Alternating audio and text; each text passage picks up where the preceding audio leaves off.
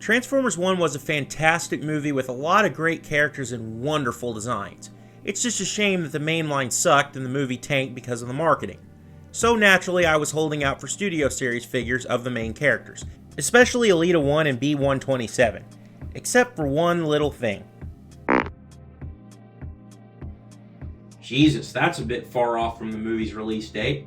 What about the rest? Well, Elita 1's not releasing anytime soon. Luckily, Hasbro's deciding to throw us a bone more often, and they decided to give us new TF1 figures earlier than they planned. Those being Sentinel Prime, which I haven't been able to get my hands on yet, even though I've heard from like all of my friends that he's awesome. Damn it. So we're going to look at B127, because I was able to find him today. Starting in vehicle mode as we tend to, Cybertronian car. This has become very common for Bumblebee lately when it comes to a Cybertronian representation. This low-to-the-ground computer mouse thing has become Bumblebee's signature vehicle mode. Gone is the hover plate, and now we have a computer mouse. And I'm all game for it. It works really well in these colors. Notice he doesn't have any black stripes to speak of, but instead has all this silver painted on, which I really like. As if they're holding out on the Bumblebee stripes until he gets to Earth for continuity. This thing is very well detailed, as you would expect for a Studio Series figure. The panel lines are all over it. They're even on things you wouldn't expect, like the wheels. That's pretty cool. Also, this thing just looks fast. It is the personification of the word aerodynamic with just how swooshed back it looks. I don't think he'll have any trouble picking up speed, unless he can't figure out how to get his wheels out in transformation. Saved.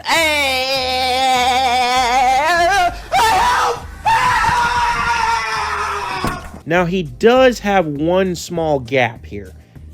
I don't know. It doesn't really bug me that much.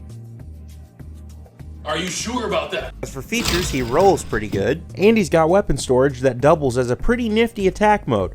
Yes, you heard it here first. Treebot actually likes an attack mode for once. So yeah, this vehicle mode is pretty cool. I like it. I might be reaching on the gap, but other than that, it's really good. Now, seeing as how this thing is just coming out, I decided that we're going to start transforming this live again, like I used to. The first thing we're going to do here is actually unpeg the arms from the sides. You can just kind of get them situated to the side like this. We'll go ahead and mess with those later. We can go ahead and unpeg the midsection here, get that completely undone. We separate the back section here. This is probably one of my favorite pieces of the engineering and the transformation.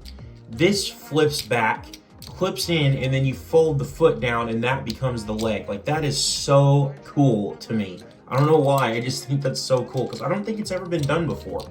But yeah, you flip the feet out, and then underneath here you get built-in heel spurs in the bottom of the feet, so it gets to be more stable, so that's good. We want to flip down the legs, go ahead and pull these down all together. You can already see the head there. Now, it's a little bit tricky to do, but you got to open this up, flip this down.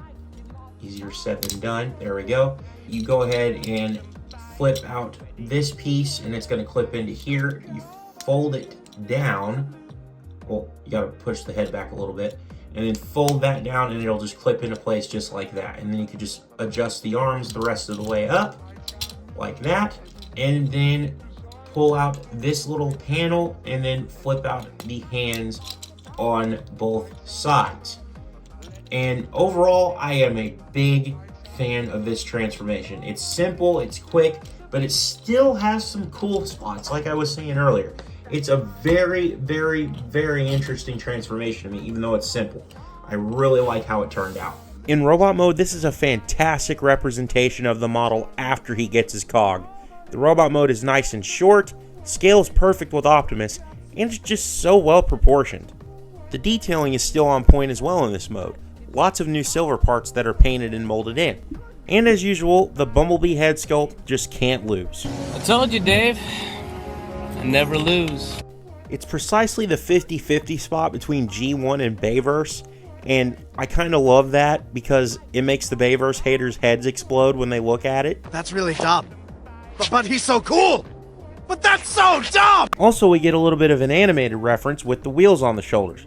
Love that. Also, besides the SS86 version, this is the only Bumblebee in Studio Series to not have a ridiculous amount of back kibble. It's ridiculous that it took this long. The 76 beater one had it. Stop it. The second one had it. Stop it. The Dark of the Moon one had it. No. Hate that figure. I think it's the worst figure in the line. Stop it. Stop. You know what? No.